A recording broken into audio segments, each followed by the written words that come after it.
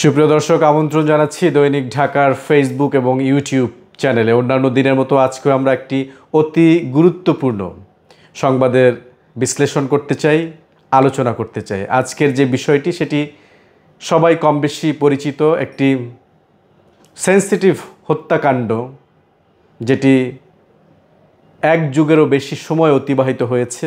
এখন পর্যন্ত তদন্ত প্রতিবেদন পেছানো হয়েছে 117 বার। প্রিয় দর্শক, আপনারা এরই মধ্যে বুঝে গেছেন আসলে আমরা কোন হত্যাকাণ্ডটি নিয়ে আলোচনা করতে চাই। বহুল আলোচিত সাংবাদিক দম্পতি সাগর রুনির হত্যাকাণ্ড নিয়ে আমরা আলোচনা করতে চাই। আজকে নতুন করে এটি আলোচনার বিষয়বস্তু আমরা নির্ধারণ করেছি, কারণ উচ্চ ক্ষমতা সম্পন্ন একটি টাস্ক ফোর্স গঠন করা হয়েছে। এই যে 5 আগস্টের পট পরিবর্তনের পর অন্তর্বর্তী সরকার অর্থাৎ স্বরাষ্ট্র মন্ত্রণালয়ে একটি টাস্ক ফোর্স গঠন করেছে আদালতের নির্দেশে, যেখানে পিবিআইকে দায়িত্বটি দেওয়া হয়েছে। 4 সদস্যের একটি টাস্ক ফোর্স, যাদেরকে সময়সীমা নির্ধারণ করে দেওয়া হয়েছিল 6 মাস। এই 6 মাসের মধ্যে তারা তদন্ত প্রতিবেদন দেবেন। আজকে তারা আবারও আদালতে সময় চেয়েছেন 9 মাস।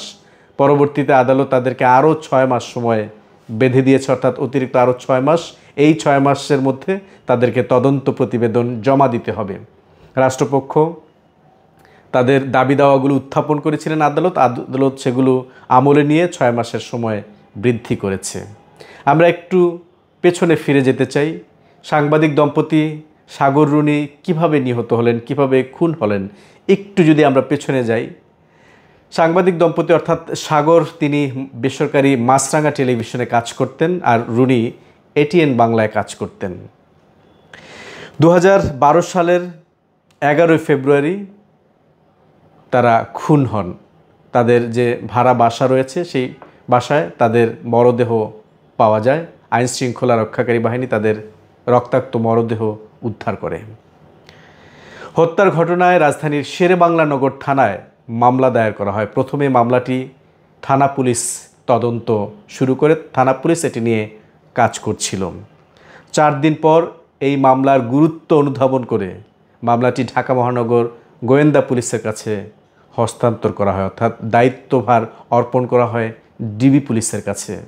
তৎকালীন স্বরাষ্ট্রমন্ত্রী সাহারা খাতুন বলেছিলেন 48 ঘন্টার মধ্যে সাগর রুনির হত্যায় যারা জড়িত তাদেরকে গ্রেফতার করা হবে। কত 48 ঘন্টা পেরিয়ে গেছে তা দর্শক আপনারা নিশ্চয়ই জানেন। পরবর্তীতে তদন্তের দায়িত্ব পাওয়ার 62 দিনের মাথায় ডিবি আদালতে ব্যর্থতা স্বীকার করে, অর্থাৎ তারা এই তদন্ত করতে পারবেন না। পরবর্তীতে আদালত এই মামলার গুরুত্বপূর্ণ মামলাটির তদন্ত ভার ন্যস্ত করে পুলিশের র্যাপিড অ্যাকশন ব্যাটালিয়ন যেটি রয়েছে, এলিট ফোর্স পুলিশের, তাদের উপর।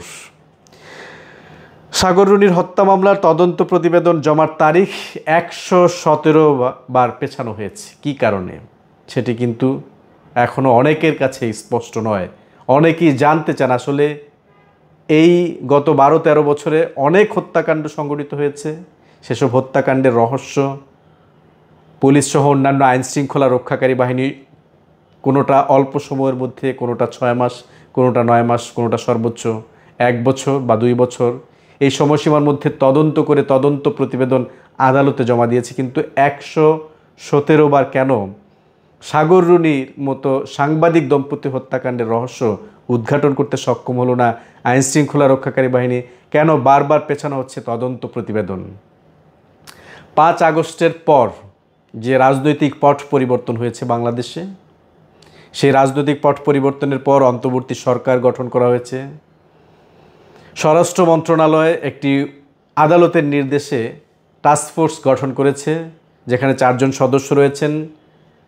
নতুন করে পুলিশ ব্যুরো অফ ইনভেস্টিগেশন অর্থাৎ পিবিআইকে এই তদন্তের দায়িত্ব দেওয়া হয়েছে এবং তাদেরকে একটি নির্দিষ্ট সময়সীমা বেঁধে দেওয়া হয়েছিল। আজকে আবারও আদালতের কাছে তারা সময় চেয়েছেন। রাষ্ট্রপক্ষ তাদের যুক্তি তুলে ধরেছে যে পুরনো ফাইল, কিছু ফাইল হয়তো নষ্ট হয়ে যেতে পারে, খুঁজে পাওয়া যাচ্ছে না, এরকম হওয়ার সম্ভাবনা রয়েছে। সেজন্য তারা সময় চেয়েছে। আদালত আরও 6 মাস সময় বৃদ্ধি করেছে। এদিকে ঢাকা মহানগর পুলিশের যে জনসংযোগ দফতরটি রয়েছে সেখান থেকে একটি খুদে বার্তা দেওয়া হয়েছে। সাংবাদিকদের বলা হয়েছে অনেক গণমাধ্যমে সংবাদ প্রকাশিত বা প্রচারিত হয়েছে যে সাগররুনি হত্যাকাণ্ডের যে নথিগুলো রয়েছে ডিবি কার্যালয়ে সেগুলো পুড়ে গেছে, আসলে এই ঘটনা সত্য নয়। এই রকম একটি খুদে বার্তাও কিন্তু পাঠানো হয়েছে। সব মিলিয়ে যে টাস্কফোর্স সেই 6 মাসের মধ্যে তদন্ত প্রতিবেদন জমার নির্দেশ দিয়েছিলেন আদালত, আজকে আরও 9 মাস সময় চেয়েছিলেন টাস্কফোর্স, যদিও তাদেরকে 6 মাস সময় দিয়েছে। এই 6 মাস পরে কি সাগররুনি বহুল আলোচিত যে হত্যাকাণ্ড সাংবাদিক দম্পতির এই প্রতিবেদন জমা দিতে সক্ষম হবে, নাকি আরও সময় চাইবে রাষ্ট্রপক্ষ বা আদালতের কাছে এই যে টাস্কফোর্স আরও সময় অতিবাহিত হবে, নাকি এই সময়সীমার মধ্যেই আসলে বেরিয়ে আসবে এই হত্যাকাণ্ডের পেছনে কী রহস্য ছিল?